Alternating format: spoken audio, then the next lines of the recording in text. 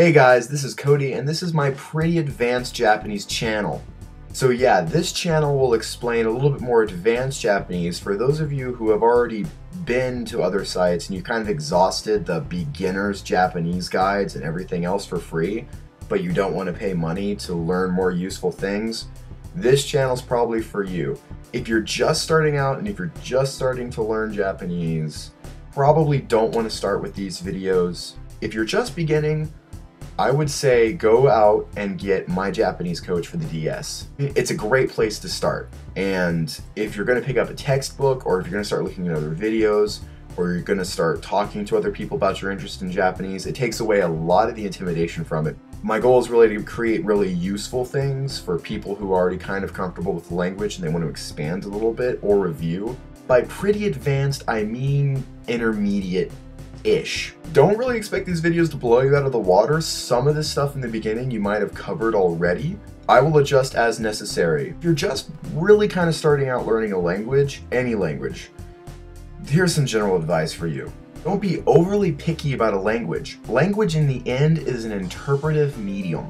John Locke, the British philosopher, believes that thought originates in experience, not language. That means that we have the idea of something that inhabits the real world before we have a symbol to associate with it. Language is the skill of us building symbols for the associations that we have out there.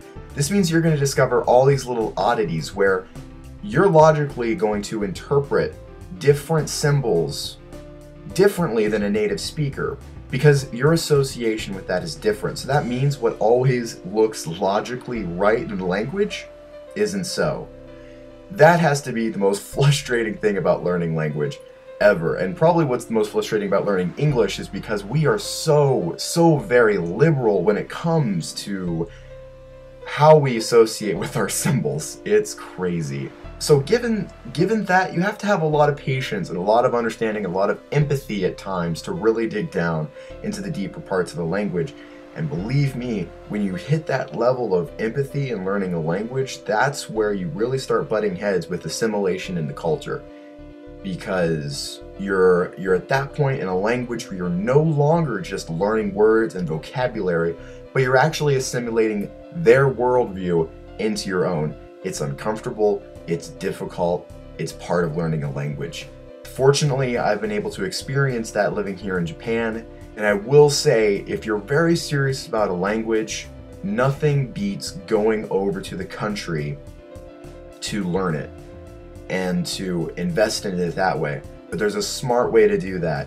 Mainly, learn before you go. Learn as much as you can before you go, because language schools can be very demanding. Be prepared for that. Have parents to give you money so you don't have to work. Know a lot of material before you go, but if you can't, then do what it is that you can. The next video that I'm going to start off with is if. If is closely related to when and after, and even if. I'll be covering those things in my actual first Japanese video here on this channel. If you want to know, I have another channel as well, which is just me kind of ranting on about my life. I'll put that in the link. I have a Tumblr, you can check that out as well. Link in the doobly-doo. I said doobly-doo, that sounds funny. But anyway, thank you very much, and ganbare. No, I'm gonna edit out the ganbare. Ooh.